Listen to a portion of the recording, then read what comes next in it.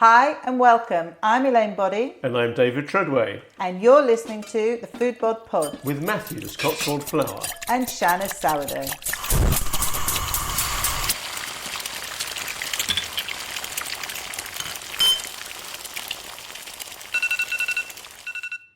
So Elaine, how have you been since the last episode? Fabulous, thank you. And still tasting that wild garlic focaccia. Oh, I froze half of it. Yes, I still have some. Yes, so I've still got some to look forward to.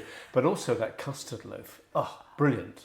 Oh, I'm so glad you liked it. Yeah. And I would say, actually, on the wild garlic, I bet you, when we do defrost it, the flavour will be even stronger. Yes. Because I often find that with things, when you freeze them, they develops the flavour even more. So that would be interesting to find out. I've put it in sourdough before. Yeah. And it works terrifically well. Potato and wild garlic sourdough is really nice. Oh, lovely. But we like anything with garlic. We do. Yeah. But what has been... Or sourdough. Or sourdough. What has been really nice, that we've really enjoyed actually, is the conversation that this has generated. There's been comments on the video on YouTube. We've had lots of feedback on these episodes. And that's, tell us anything that you would like to come back and tell us. If you've tried baking things, if you've got any suggestions or comments for the podcast, please do keep talking to us. And we'd love to feature you in future episodes as well. We'd love to mention you and thank you for getting in touch and for telling us what you're doing. And on that note, I would have to say, we have to mention Linda Sheehan, because she bakes and tries every recipe, and everything she produces just looks amazing. And it gives me... apart from the pure joy of seeing it, it helps reassure me that I can take a recipe from my kitchen here in the middle of the UK and see it being baked over there in the States in someone else's kitchen in a completely different environment. Yes. And she's brilliant because she tries everything and makes everything. So big shout out to Linda, and thank you for trying and baking all my recipes. And please keep going, Linda. Yes. Please feedback, always. Yeah. Terrific. It's like your husband Graham's work friend. Those two feedbacks are great. I got another pink post-it note the other day with feedback on another loaf that I'd sent into my husband's work with him. It's great. Feedback really, really helps. When you, a recipe developer, you're here in your own kitchen, you know what will work. Yes. You're very aware of what can work, but there's always that element of, is this going to translate into a kitchen on the other side of the world, into all these different countries? So it's always lovely to hear with the different flours, the different water, everything. The different climates. But it's also different tastes. So I sent Graham to work the other day with a loaf that was full of a whole Terry's chocolate orange and another couple of loaves that had got cheese and a chipotle ketchup. Wow. So completely diverse flavours. And you're waiting to see what the feedback's going to be. Luckily, it's always positive. Always big yums. So we love it. Feedback, please bring it. We're loving that. And also thanks to everyone who seems to be enjoying the pod bites. They're terrific. I love the short form conversation you have with yourself in the kitchen. It's just great, and feedback from that is good as well, and please keep it coming. People seem to have really liked it. So if you haven't discovered the pod bites yet, our main Foodbod Pod full-length episodes go out every month, and in between, every 2 weeks, we're hoping, there will be a pod bite from me. And a pod bite is basically the bite-sized version, and what you get is me in my kitchen telling you what I'm doing. And it's quite amazing that I can just chat away to myself. I don't even, don't need an audience. I'm just talking. But what I'm doing is... Your secret is out. As I'm making, as I'm playing with dough, as I'm feeding my starter or whatever, I'm recording as I'm doing it. So my aim is to keep doing that and talk through. But every pod bite will have some kind of tip in it. So there's something for people to take away. So you're not listening to just me being randomly nuts, chatting to myself, but so that there is still more learning. But also you can hear a bit more about what I'm doing in my kitchen in between. And we close the gap between, the episodes and how long you've got to wait for the next one. And if anybody's got any ideas and suggestions what you'd like to see Elaine covering, either in the main full-length episodes or in the shorter companion pod bites, do let us know. Yes. Just get in touch in the usual ways, and we'll be able to respond accordingly. And I would just reiterate, if you haven't listened to the previous full-length podcast yet, the big information in that one at the beginning of the episode is about managing your dough. Yes. It's a key conversation I have. It's a key subject. So if you are, our weather's changing, temperatures are changing. If you want to fully understand how you completely control the timing of your dough, it's there. It's all there. Well, now on to this episode. Yes. And as we know, this season of Foodbod Pod and the Pod Bites is primarily about sourdough, but not necessarily exclusively. We've got some other bits and pieces coming up, but a lot of bread making. And today is no different. Those of you that have been listening for a while may remember last year, Anne Iarchy joined us in my kitchen and showed us how to braid bread.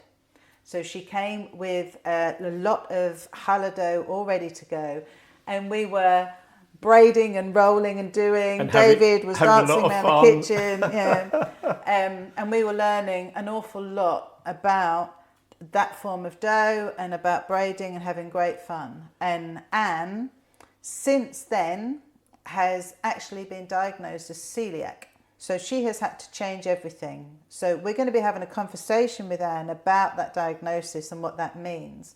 But she's also going to therefore educate us about gluten-free baking, including gluten-free sourdough. I get asked about gluten-free an awful lot. So I think this will answer a lot for people.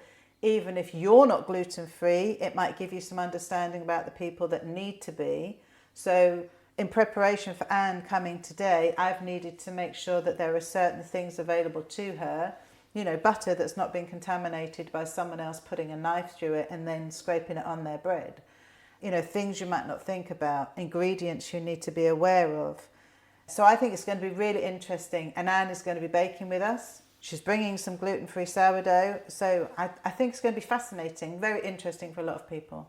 Let's meet Anne again. Anne, you're back again in my kitchen. I am.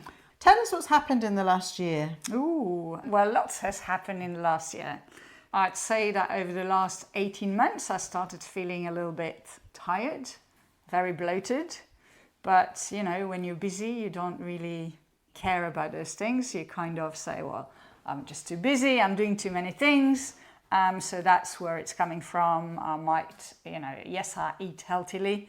But here and there, there's stuff that you eat that you might not eat on a regular basis, or eat a little bit heavier, or whatever it is. There's always a reason for certain things. I'd say this last summer, I started feeling unwell. I was actually even a little bit before the summer, even playing golf, I was feeling dizzy throughout my round. And when it was nice weather, I said, well, I didn't drink enough. There's always something that you say it's because of something. But then I was on holidays where I wasn't stressed, I wasn't doing anything, and I felt really unwell. I had really bad tummy ache. I was knackered up to the point where I just didn't want to do anything, which is very unlike me. You. Yeah.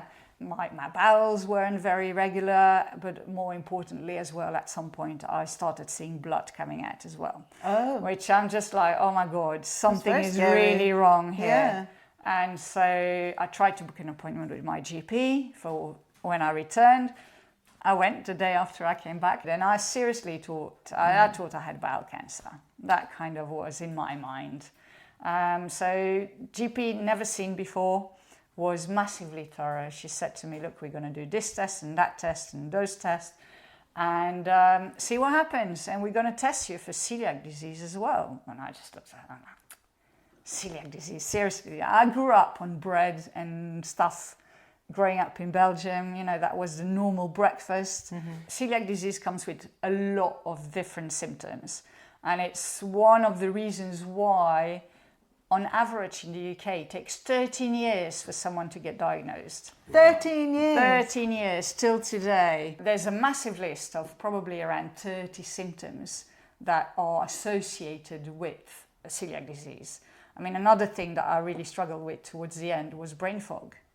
Okay. Now, brain and then fog, that could be menopause, of course. Exactly. Which, of course, probably people were saying. Some people have depression, some people, early menopause is one of the symptoms. So what you're saying is it could be because across that 13 years, they could be having it being blamed on other things and they're not necessarily testing for it being celiac. Now, what I don't understand is the first thing that my GP did was we're also going to test you for celiac disease, which is just a tick box on the blood test It's form. easy enough to do. So I don't understand why it's not by default. If someone comes with, intestinal issues, why it's not automatically checked.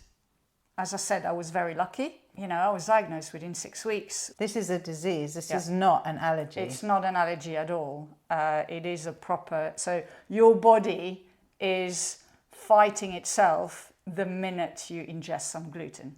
So you will have celiac disease forever. Forever, yeah. So this is forever going to be in your body. Mm-hmm. And you will aggravate it if you have gluten. Yes. So if you don't have any, do you have symptoms? No. You can. The nice thing is, there's no medication for it, which I think is a nice thing. Obviously, it would be nice if there's something to take that will allow me to eat my lovely baguette that I miss so much. But by just changing what I eat and not eating any gluten, including cross-contamination, which is something we're going to touch on, I'm sure, I can totally reverse my symptoms. The bloatedness, the dizziness, my bowels, everything that I had has gone. Which is amazing. Which is amazing. And when I do eat something that I'm not 100% sure of, I'm straight away bloated the next day. So my bowels straight away, there's an immediate reaction. I mean, I haven't been properly glutened yet because I am very, very strict, but it does happen. Everyone that is celiac says that, even without knowing. It's a verb, isn't it, to be glutened? Yeah. Yes, I noticed that. It is. Yeah. You go to a restaurant and whoever doesn't know and serves you the wrong thing, even though you mentioned it like 100 times, it will happen. And the symptoms come back straight away. And then it takes time for it to get out of your body again. So it's a disease that you carry, but that you will have no symptoms unless you aggravate it by having some gluten. Mm-hmm. And I think most people would just think it's an intolerance or it's an allergy because that's a different thing. It is a different thing. And some people are intolerant to gluten. Okay. Intolerant, you'll have a reaction, but it doesn't cause damage inside. Yeah. While celiac disease causes damage inside. There are lots of people that are celiac that have loads of other allergies and intolerances, etc. as well. As something you mentioned earlier about cross-contamination. So when you were coming here, my question to you was, is there anything I need to do? So for example, you asked me to have glass chopping boards. Yep. Which of course is not something I would have thought of. But when you think about chopping boards, get a lot of ingredients and flavours and things ingrained in them, whereas the glass you can obviously clean more completely. Mm-hmm. So what other tips and things are there like that people need to be aware of? So when it comes to, obviously, let's start with what contains gluten, okay? So there's 4 grains that do contain gluten. Wheat, obviously, barley, rye, and non-gluten-free oats. Right.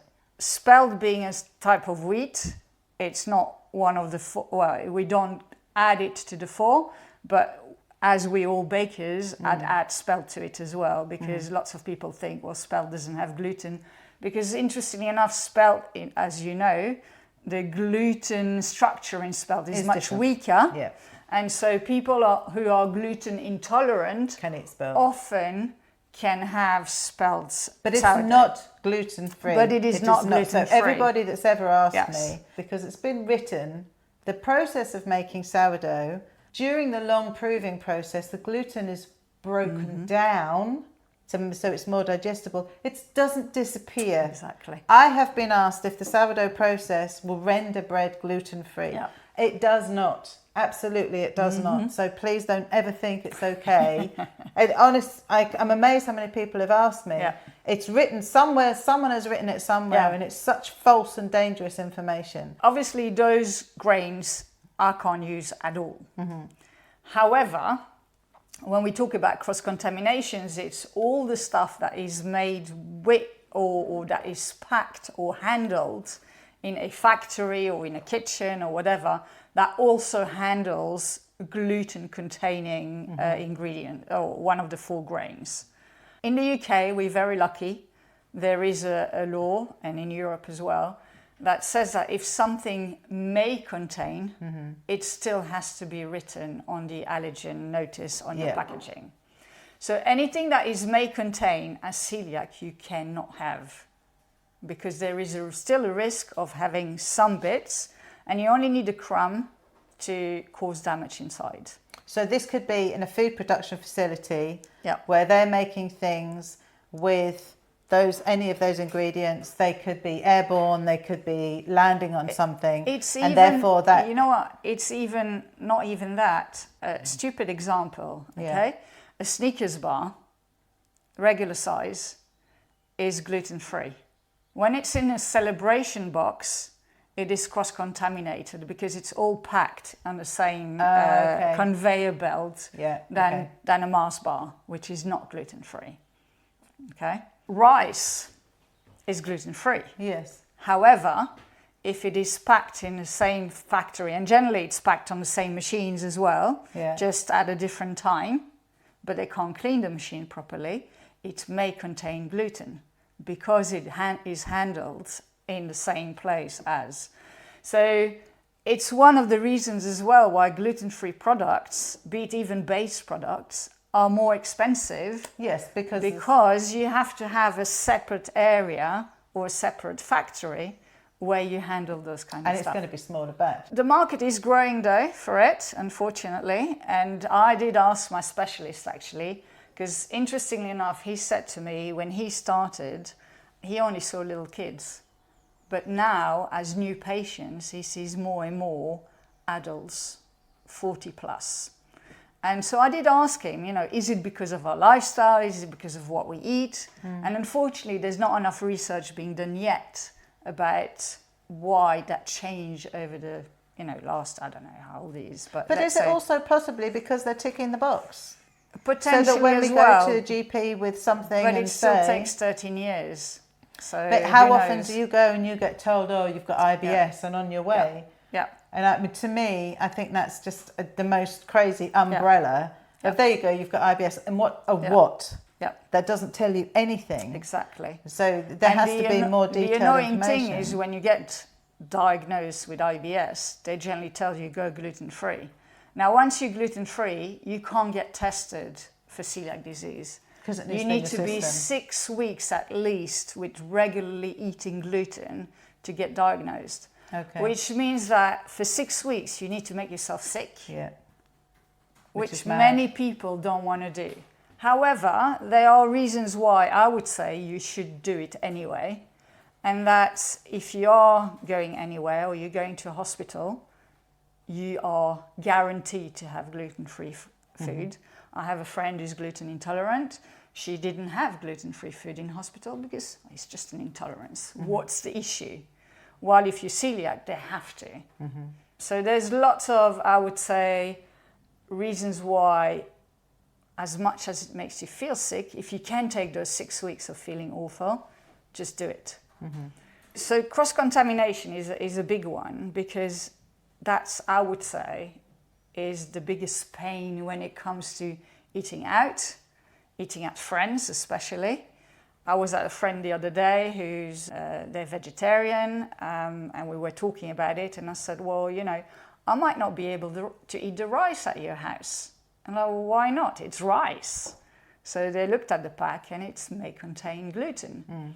Now, when you go to someone's house and they make an effort and they make rice instead of making couscous, you can't say, well, I'm not eating it, or can you show me the package? Or, you are really becoming a pain. No, see, I disagree.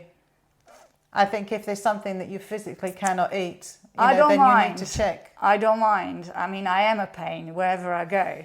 But for many people, they feel embarrassed because, I don't care. At my age, I really don't care going somewhere and being a pain. But imagine a teenager. Other people find it very difficult to speak up. Imagine a teenager or someone at uni who doesn't want to embarrass themselves or look different or behave differently. I totally can understand where it's coming from. And knowing how much damage you can cause inside, it is scary. So we absolutely need to talk about it much more.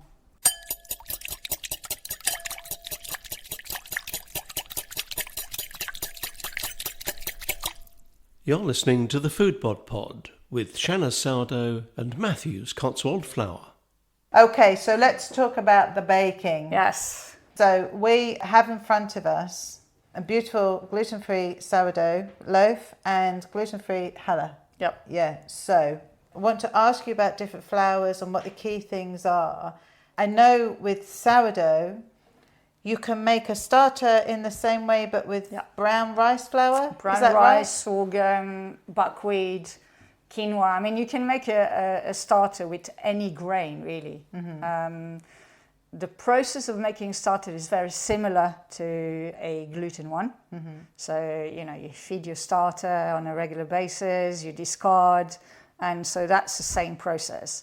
It's what happens after that that's very, very different. Okay. Obviously, gluten-free grains don't have gluten. So knowing that gluten gives a structure to bread. Yeah, that's what gives your bread the structure, is the gluten and holds it all together. Yeah. You need to have something else instead. Now, before we go into the something else, to make proper bread, gluten-free, you need to have a mixture of starches and grain, which is again very different. So you can make a bread just from one grain, not going to be very nice. You could make a bread just from starches, would not be very nice and would be very crumbly. So you absolutely have to mix starches and grains together. What's an example of starches and grains for someone? Starches is tapioca starch, corn flour, potato starch. Those are the three main ones, arrowroot as well, but you don't really see something gluey, because potato starch is very gluey.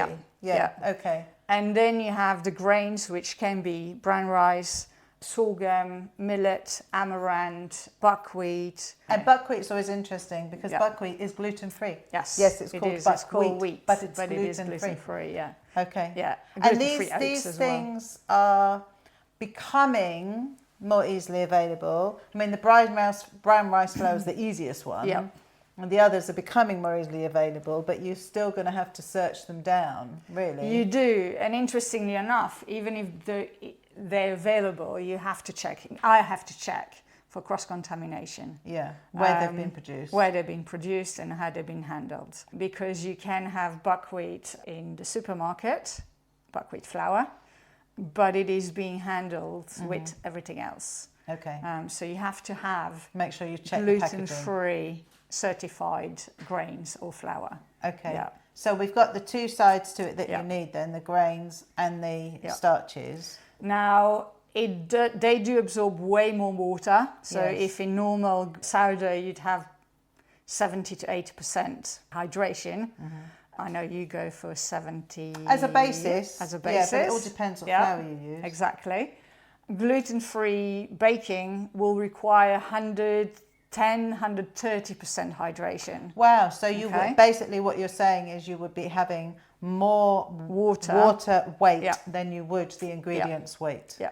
Okay. And Does then it soak you need up that much? It does soak up that much. And then you need something that holds it together and that mimics that crumb that you normally don't have if you don't use it. And it can be one of two things. Yeah. When you do regular baking, biscuits, cakes, etc., it will be something called xanthan gum, which is a chemically fermented thing from glucose and fructose, I think, something like that. So a sugary thing. Right. And that is glue.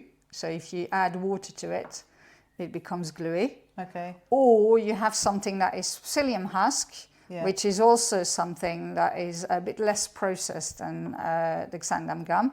People use that for fibre, by the way. Yeah, I've seen psyllium husk on a lot of things. Yeah.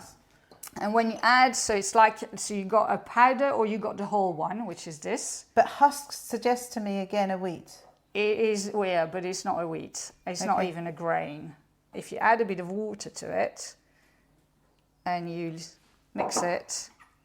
So what we've got in front of us is, so this is some milled psyllium husks, is it? It is the whole psyllium husk. It's the whole psyllium husk, so they're quite fine. Yeah, it is still fine. And you're just mixing a tiny bit of water, and as you stir it, it becomes if you leave it for a few minutes, you'll see it becomes a gel. That's your crumb. That's what holds your bread together. So that's it's bringing those ingredients together. Yeah. Gotta say, it doesn't look massively appetizing. No, it doesn't. It doesn't smell though. It doesn't really smell of anything. No. Okay. So if I tried to make gluten-free bread with just the wheat and the starch element, it's not necessarily going to hold together well. It will not hold together. Okay. I mean, you can. You'll see some recipes that you find. They'll be paste-like, okay, which you then have to bake in a tin. Yeah. They're not very good. Well, no, and that's what I've seen. A lot of people are ending up having to put them into a tin because nothing's going to hold its shape. Whereas your loaves in front of us have held their shape. Yeah. Yes. I mean, this loaf in front of us looks like a normal, a whole grain seeded loaf, is it? You've got some seeds and stuff in it? Yeah, the seeds in it. So there's a question then. I know that if I use a weak flour, I can put seeds in the dough and that will give it structure. You don't have to. No, but would that still work with this? Would it work in the same way that seeds or something like chia seeds would give it some structure? It can do. So when I make a wholemeal loaf of bread, I do add linseed. Yeah, because again, that gets gluey. It so gets it does gluey, a similar kind of thing. It does. So you could reduce a little bit of the psyllium husk and just add that. Get it a little bit better as well for your digestive system and your gut. Okay. So yeah, you can do whatever you want. Yeah. So we've got in front of us a sourdough. Yeah. And a challah. A gluten-free challah. Yeah. So obviously this looks quite different from what we had from you last year because it's not as silky a dough. It's not as silky. It is quite rough, I would say. But you're still able to braid it. You're still able to braid. You need to be a little bit careful. So it's not like, Play-Doh like we saw last year. It is very breakable, but you can still make it happen. So has this still also got then... Egg and oil, yeah. Okay. And actually there's more egg in this than in my regular challah. Sugar, oil is the same amount. And then obviously the mixture of starches, grains, whatever you use. I use brown rice and oats. So are you finding that obviously you can buy packs in the supermarket of gluten-free flour mixes? Yeah. Are you finding it's better to create your own mix and find what works for you, or that those mixes work well? For bread, 100% make your own. Okay. For cakes, I use whatever I find in the supermarket. Okay. Different brands have different mixtures when it comes to the amount of starches compared to grains, but they work very well for biscuits, cakes, etc. Sanpam gun has always sounded like something so weird to me. Yes, it is. Unless you have to use it, I guess you don't know. Exactly. So, You've got no choice. I mean, if you don't use it, it will crumble. Right, okay. Obviously, you don't want a biscuit that breaks before you even bite in it. You don't want a cake that just goes to pieces. So that kind of helps to hold it together. And I know that you've gone down the route of actually getting your own mill. Yes. So you're buying grains that you're then milling to create your own flour. When I can find it. Right. Okay. And again, I say when I can find it because it's a cross-contamination, that's the issue. Yeah. So I have found now millet grains, which I hadn't found before because the previous ones were all cross-contaminated. I have lots of Asian shops around me. They all have the grains. Most of them are cross-contaminated, so I can't use them. But yes, I do my brown rice. I mill myself. And I was very lucky, actually. I was very tempted to buy a new mock mill before, and I'm very happy I didn't because I would have had to buy another one. Yes. Again, for cross-contamination so purposes. I mean, you can go to that level if that's what you want to do. I mean, I have to say the flavour of brown rice that you buy and brown rice that is freshly milled is just a big difference. But also nutrient-wise, if you freshly milled, it is much better in the bread itself. But I think that's the same with any grains, isn't it? Any grain, definitely. Can I break a bit off and try a bit? Yeah, bring it. Yeah. So So we you stood wanna here with my slice it? stomach rumbling. Oh, you're hungry. So as you can see, it's a proper crumb. Yeah. Okay. Smells good. To me, it's kind of, if I didn't know it's gluten-free, I probably wouldn't know. Okay. I know what it was before. Yeah, so you have something So to compare I it have to. something to compare to. So I can't compare both, but it's good enough to me for the purpose of having gluten-free challah. And I've baked it for a few friends who all said they wouldn't really know it's gluten-free if you didn't know. I have to say it's really nice. I mean, I know what, it's a little bit darker because darker in colour. in colour. And it's rustic looking. And it is more rustic looking, but you wouldn't know it's gluten-free. And that's what I'm trying to achieve, because knowing what I was eating before, I do not want to eat the cardboard that is out there. And no, and that's what I was going to say. We get a lot of people getting in touch saying about they want to make something or make something for someone that's coming without just having this cardboard-like stuff. So to me, there's two things that don't make sense. One, it's disgusting. And once in a while, you do find something that is bearable. But secondly, when you look at the ingredients, it's so processed. Now, we all know the issues of ultra-processed food, right? That is unhealthy for us. I mean, it's in the news all the time.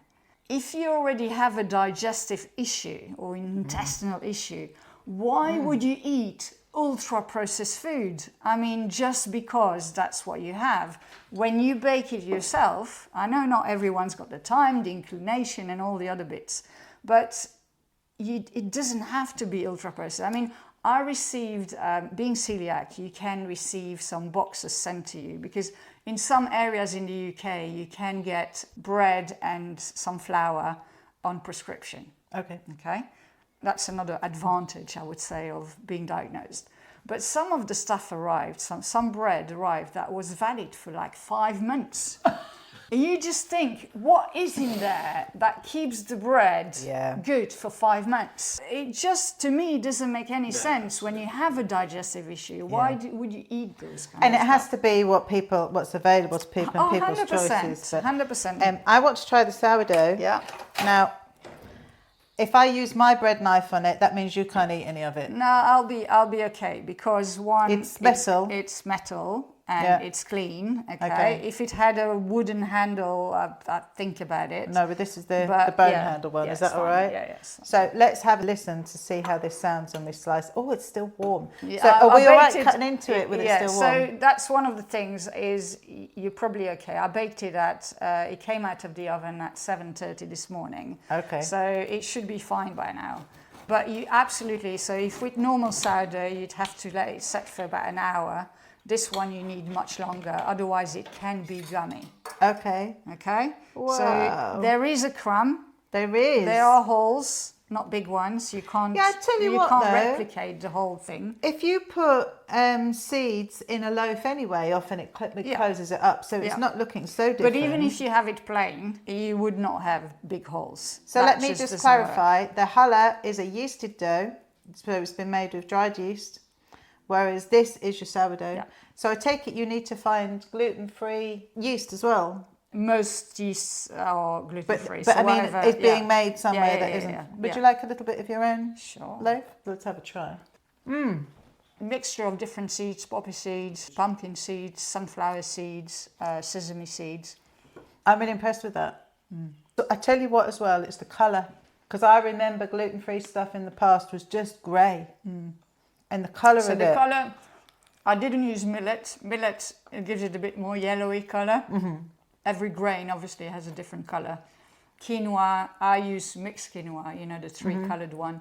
You have brown teff, which makes it much darker.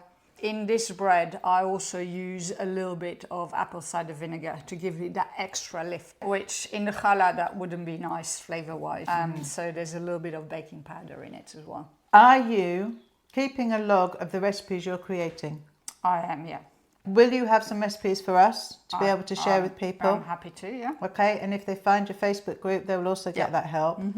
And also, just to reiterate for people, your Instagram account is Little home baker. So Little home baker. _ So all of these things will be on the description when the podcast goes out. There's information goes with it. It'll be on our website. It'll be on the YouTube video, because I think people will be very interested. But also I think you've done some online classes. Yep. Yeah, so maybe there's more of them coming. Yeah, there will be more of them coming. Or of course, if you're in North London, you can just buy some from Anne. So there's going to be lots of opportunity with this. One interesting thing with gluten-free bread, so I mentioned hydration, they dry out much faster. Even with all that extra. Even with all that extra. So I would eat fresh probably for 2 days, and then toasted would be amazing after that. So it does keep for a week.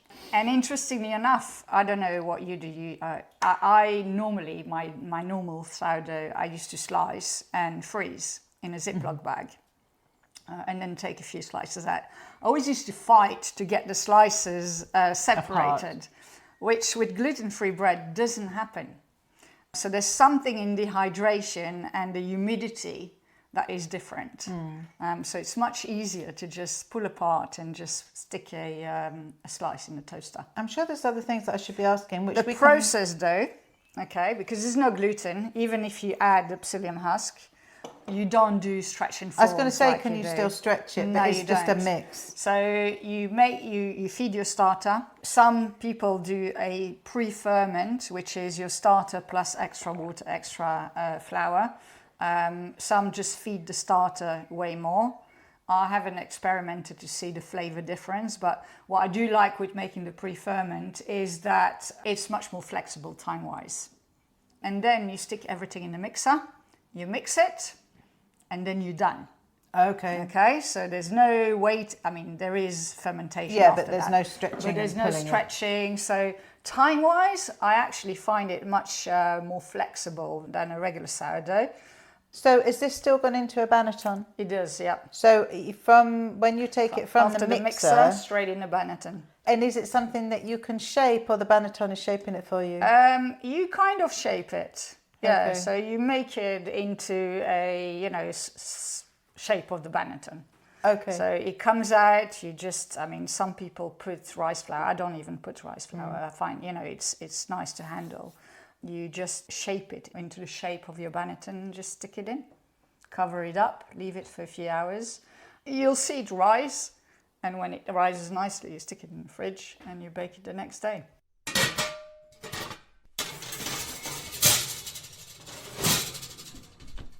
You're listening to the Foodbod Pod with Matthew's Cotswold Flour, bringing you Britain's largest speciality flour range.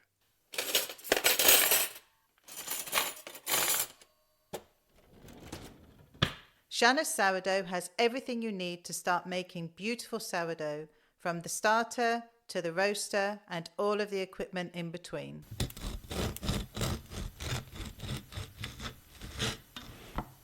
We are now looking at making something. Yes. So, Anne, what are you going to make for us? So we're going to make shortbreads. So one of the things that, again, you find in the supermarket are biscuits, but they're smaller packets, very expensive, not always very good. So to me, it's important that if I eat something gluten-free, like biscuit or cake or whatever, it has to taste as good as anything else. Otherwise, it's not worth it. Just because you are celiac doesn't mean that you shouldn't have tasty food. Exactly. Okay, so we're making gluten-free shortbread biscuits. Yes, we are. Okay. So we will have this on our website. Yep. But if you just want to run through the ingredients. So we have unsalted butter. We have caster sugar. Yeah. A little bit of extract to throw on top just before baking. We have some gluten-free flour blend, which is supermarket bought, so not some that I mixed myself. Okay. We got corn flour. Right. We have the xanthan gum, which we mentioned before, because we need that to hold the biscuits together. Now, I often, by the way, deglutenize my regular recipes. So my chocolate chip biscuits, for instance, or my gingerbread biscuits, I just use my regular recipe. I use the supermarket bought blend, gluten-free blend, and I add a quarter of a teaspoon by around 120, 150 grams of flour. Of xanthan gum. Of xanthan gum. So you're managing to convert your standard Yes. gluten-based recipes with non-gluten. Yes. So the more you do this, the more you're getting comfortable enough to be able to do that. 100%. Okay. Okay. I think the thing is with things like that is that having to remember the glue element. Yes. It's the xanthan gum or it's the psyllium husk. So unless you've got that element in, it's not going to hold it together. It's not going to hold it together. And that's one of the things that I know lots of people have tried with, biscuits and all the other, and cakes and stuff. And it's crumbling. I'm like, yeah, you do need that. And you've got corn flour in these to give a bit of crisp? Yeah. Mm-hmm. Right. Okay. Yeah. So if you look at all the recipes for shortbread, some have, some don't have it in. And some have almond flour in them. Some have as well. So you could use almond flour. Yeah. Definitely. What's nice with almond flour is that it increases, and that's also with cakes. Same as with bread, where it becomes a little bit stale faster than anything else. Same with biscuits, and biscuits actually is not too bad. It stays in a box for a week. But cakes especially, if there's no allergy, and you can take a little bit of the flour away and add some almond flour, it gives that moisture that you don't have with so we'll add to the longevity of the product. Totally. Oh, good. Totally. Okay, cool. So that's definitely something you can do. A little bit of vanilla, and then that's all we have in shortbread. Okay, right? over to now you. I've tried to do that in the food processor like you do with shortbread, where you'd put your sugar and butter in the food processor to blitz it. It didn't work very well, so I'm going to use... It doesn't work so well with gluten-free To flours. me, it didn't come out the way I wanted it, so I'm going to use my hands. We preheated the oven to 160 gram. We're going to put the so we've got the butter going into the bowl, and the sugar. Butter and sugar's going in. Okay, and a little bit of the vanilla. So are you going to kind of cream this? We're going to cream it, yes, but we're going to do it with our hands. So I'm squeezing the butter sugar. and sugar together. Yeah, together. I've tried all different ways. I tried in the mixer, I tried in the food processor. It just didn't come out the way I wanted it. It doesn't take long for it to come together. It doesn't take long to come together now. So you want to make sure that all the sugar is integrated within the butter. In a separate bowl, you're going to mix the flour, the corn flour, and then we're going to add 3/4 of a teaspoon of xanthan gum. So we're making, your recipe says it's going to make about 18 biscuits. Yeah, depending on the size. So we've got 150 grams of unsalted butter, 70 grams of caster sugar, 1 teaspoon of vanilla extract, 255 grams of plain gluten-free flour. We've got 60 grams of corn flour, 3/4 of a teaspoon of the xanthan gum, and half a teaspoon of salt. A bit of extra sugar if you just want to sprinkle some over the top. Yeah. Okay. So half a teaspoon. We've now got, in this bowl, we've got the flour, the corn flour, the xanthan gum, and the salt. Which we're going to mix together. So we're adding the flour mix, so the dry mix. The dry mix into is the now going in butter and sugar and vanilla. with the butter and sugar. Okay. Okay, hand goes back in, and we're going to mix it all together.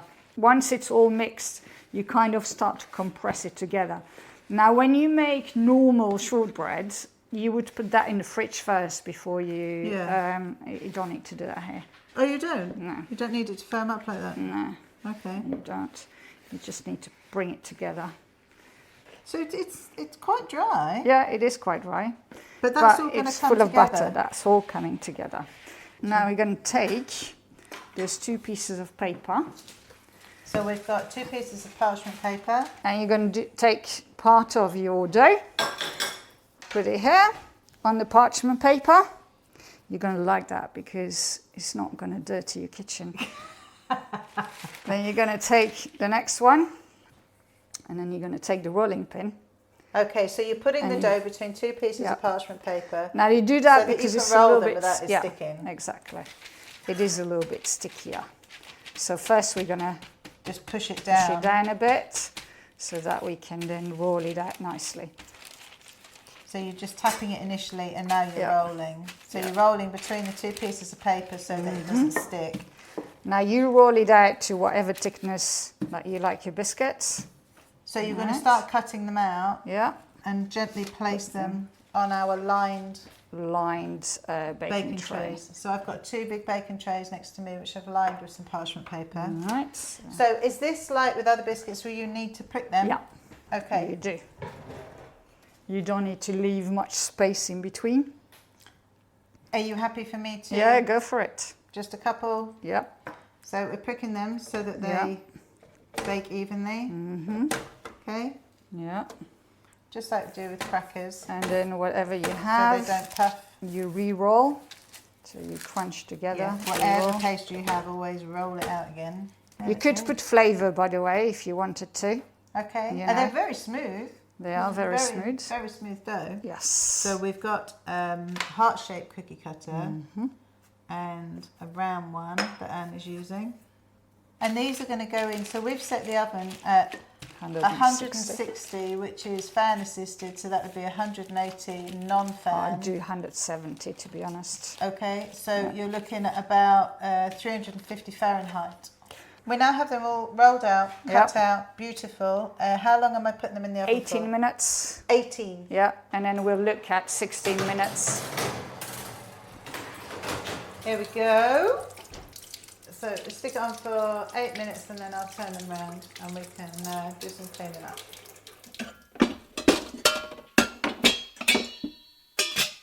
Shanna's Sourdough for all of your sourdough baking equipment needs. Find Shanna's Sourdough on Facebook, Instagram, at YouTube and at shannassourdough.myshopify.com.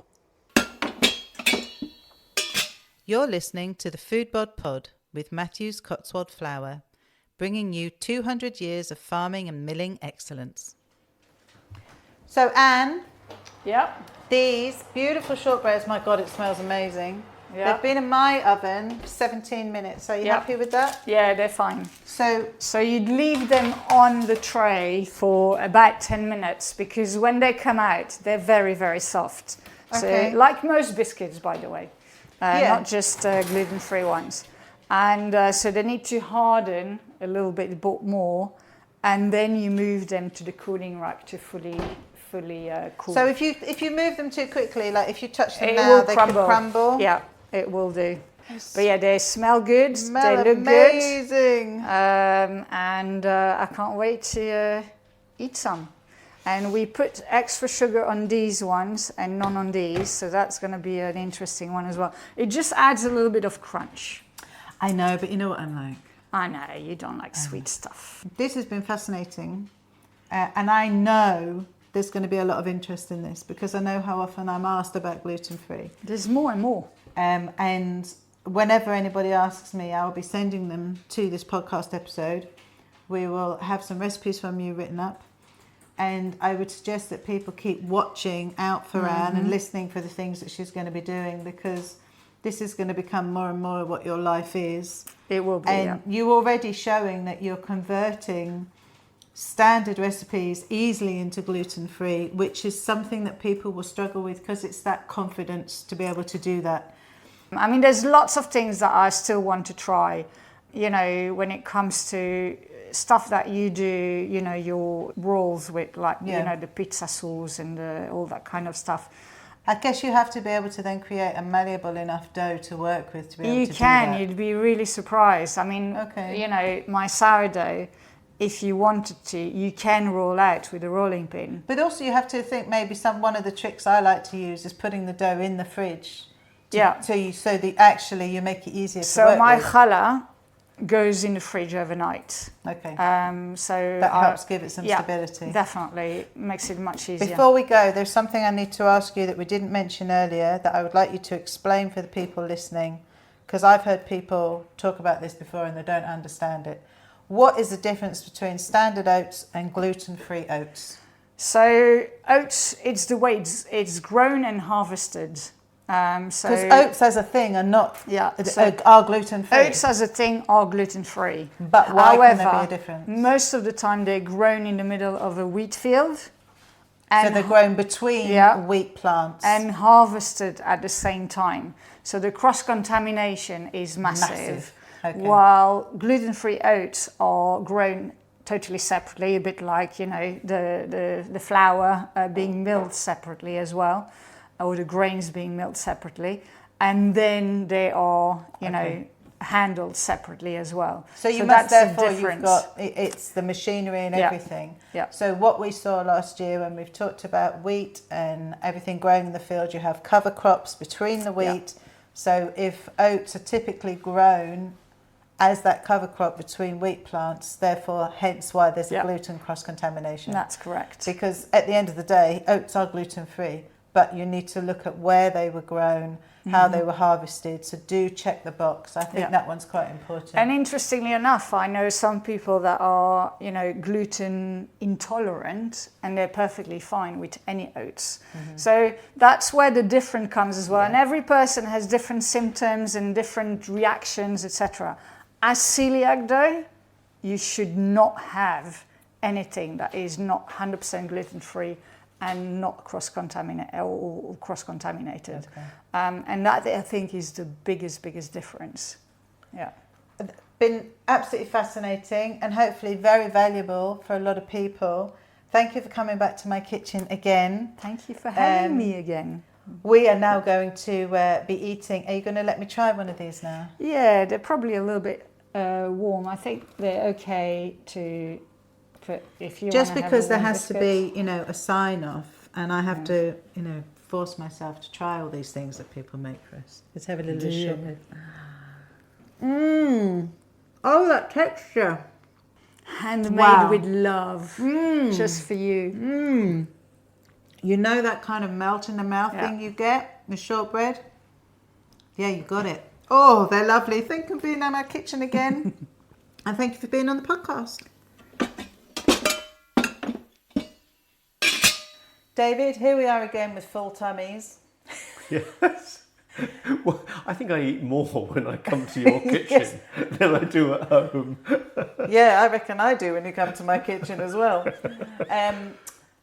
That was, it was a brilliant episode. It was great to hear Anne's story. It was great to understand more about what being celiac means, about the practicalities. Yes, how you have to live your life, taking that on board.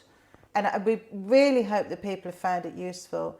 If you know anybody that this is going to be of use to, please do pass it on. Even if, you know, if you're not celiac or gluten intolerant or any of those things, but there's people you think it will help, please do send it on. That's very good advice. Well, look, let's wrap up this episode and say goodbye with a reminder that in 2 weeks' time there'll be another Pod Bite, and then the next edition, full-length edition of the Foodbod Pod will follow 4 weeks after this. So it's goodbye from me, David Treadway. And from me, Elaine Boddy. With thanks to Shanna Sourdough and Matthew's Cotswold Flour.